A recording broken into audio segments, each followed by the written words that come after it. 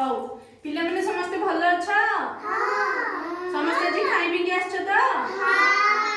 ହଉ ଆଜି ଆମେ କଣ ବିଷୟରେ ପାଠ ପଢିବା କହିଲ? ଆଜି ଆମେ ସପ୍ତାହକ 7 ବାର ବିଷୟରେ ପାଠ ପଢିବା। ଏପଟେ ଶୁଣେ, ଜାଣିଛନ୍ତି ସମସ୍ତେ ସପ୍ତାହ କେତେ ଦିନ? 7 ଦିନ। ଆଜି ଆମେ 7 ବାର ବିଷୟରେ ପଢିବା। ହଉ ଏବେ ଆମେ କଣ କରିବା ନା ଆରମ୍ଭ କରିବା। ହଁ କୁହ, ମୁଁ ଯାହା କହିବି ତମେ ସେ ସମସ୍ତେ କହିବ ହେଲା। ମୁଁ ଯେ ହଉ କୁହ ସପ୍ତାହକ 7 ବାର। କୁହ ସପ୍ତାହକ 7 ବାର। ଏ ତମେ କରନ୍ତି କାହା ପରେ କିଏ? ଯିଏ କହିବ 7 ବାର ସୁନା ପିଲାଟି ସିଏ। ଆନି କର ତମେ ସୁନା ପିଲାଟି ସିଏ। ହଉ ଏବେ ଆମେ କଣ କରିବା ନା 7 ବାର ବିଷୟରେ ପଢିବା ହେଲା। ଏପଟେ ଦେଖ ମୁଁ ଯେମିତି କରୁଛି କର। କୁହ ସମସ୍ତେ କୁହ, ଏଥିରେ କୁହ ଛୁଟି ଦିନ ରବିବାର।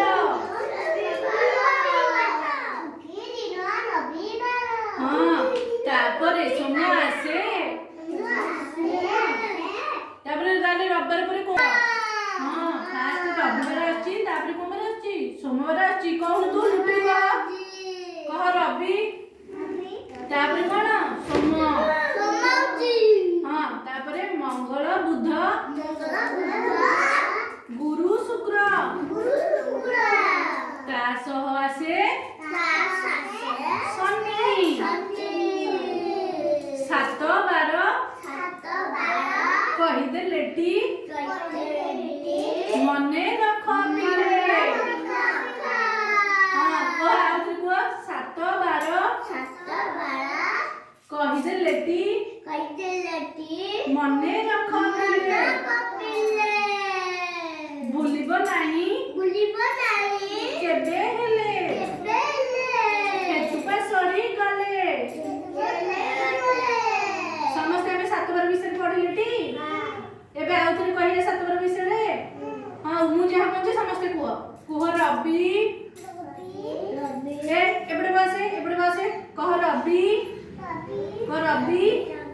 ସୋମ ମଙ୍ଗଳ ବୁଧ ଗୁରୁ ଶୁକ୍ର ଶନି। ଆଉଥରେ ପଢିବା ଟି। ହଉ ଏଥିରେ କୁହ ସପ୍ତାହକ 7 ବାର କାହା ପରେ କିଏ? ଯିଏ କହିବ 7 ବାର କହିବ 7 ବାର ସୁନା ପିଲାଟି ସିଏ। କୁହ ଛୁଟି ଦିନ ରବିବାର। ତାପରେ ସୋମ ଆସେ। ମଙ୍ଗଳ ବୁଧ ଗୁରୁ ଶୁକ୍ର ଶନି ତା ସାଥେ ମିଶେ। 7 ବାର କହିଦେଲେଟି ମନେ ରଖ ପିଲେ। କୁହ ମନେ ରଖ ପିଲେ। ଭୁଲିବ ନାହିଁ କେବେ ହେଲେ। ହେତୁପା ସରି ଗଲେ ହେଲା। ଆମେ 7 ବାର ବିଷୟରେ